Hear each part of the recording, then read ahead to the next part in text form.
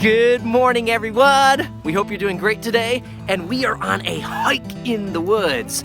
And what is one of the most important things that we need for a hike, Everlyn? A compass. A compass! A compass, because it keeps us on the course, going in the right direction, so we don't get lost.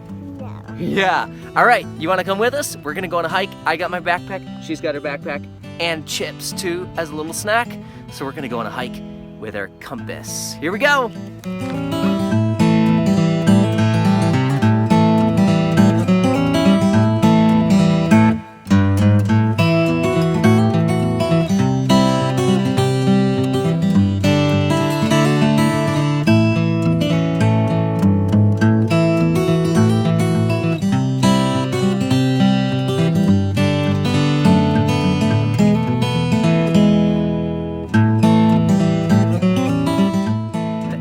So we have safely arrived at our destination because the compass kept us on course. We arrived at a cool hunting blind you can see right here. Right here, yes. And Evelyn found a really cool thing attached to the compass. What is that in your mouth? She found the whistle. Blow them the whistle. Show them how the whistle works, Evelyn. Ooh! Try it again really loud. Oh, my word. I don't know if I'll ever hear again for the rest of my life. And today we're back with the third and final step in our series, the Litmus test of love. And the big question that we've been talking about is, what is my motive? What is your motive? We could be a super pastor, a super theologian, a super missionary, but if love isn't our guiding motive in everything that we do and everything that we say, then in the end, all that we are and everything that we have done will ultimately amount to super nothing. But to know the motives of our hearts, we need a litmus test. We need the litmus test of love according to 1 Corinthians 13. And we talked about how love is essential, not optional. And love is more a demonstration than an inclination. Love is an action more than a feeling. And today I want to talk about how that actually works out, though. How does love become the motive, the guiding factor for our lives? And the answer to that is simply this: look to the cross of Christ. That's why we took this hike today with the compass, because the compass kept us on course.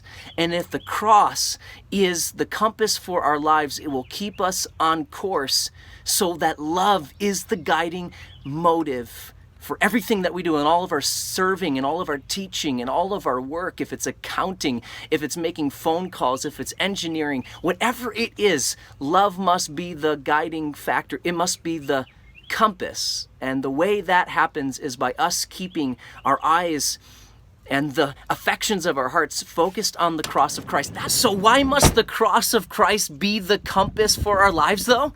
It's because the love of God was fully and perfectly on display in the cross of Christ. That's why the Apostle Paul began this first letter to the church at Corinth talking about Christ and Him crucified, because there was a division among the believers in Corinth. There was a me-centered, a me-motive type of culture going on, and the fault lines of the wider culture outside the church had invaded the church. And so that's why in verse 18 of chapter 1, the Apostle Paul said, "For the word of the cross is foolishness to those who are perishing, but to us who are being saved, it is the power of God.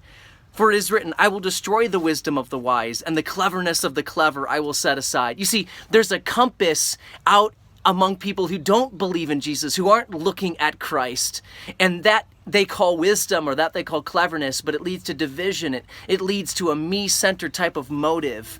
But what God calls us to do is look to the love of Christ fully on display in His crucifixion. And that's why Paul continued, "But we preach Christ crucified, to Jews a stumbling block, and to Gentiles foolishness, but to those who are the called, both Jews and Greeks, Christ the power of God and the wisdom of God." So the way for love to be the guiding motive in everything that we do, in all of our serving and working and preaching and teaching, we look to the love of God fully on display in the cross. The cross must be our compass. That's the way that love becomes our motive. When we look to the self-sacrificial love of Jesus, His love poured out for us and for our salvation, It changes the way that we look at everything else. That's the litmus test of love. The love must be our motive. Love is essential, not optional. Love is more an action than a feeling. Love is a demonstration, not merely an inclination. Love must be our motive. So we look to the love of God fully on display in the cross of Christ. God bless you today. Your eyes look green. Your eyes look like root beer brown.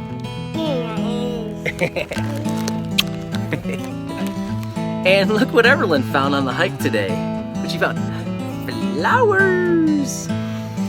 They're beautiful, Everlyn. Not as beautiful as you, but they are beautiful flowers. God bless you. Walk in love. Right, Everlyn?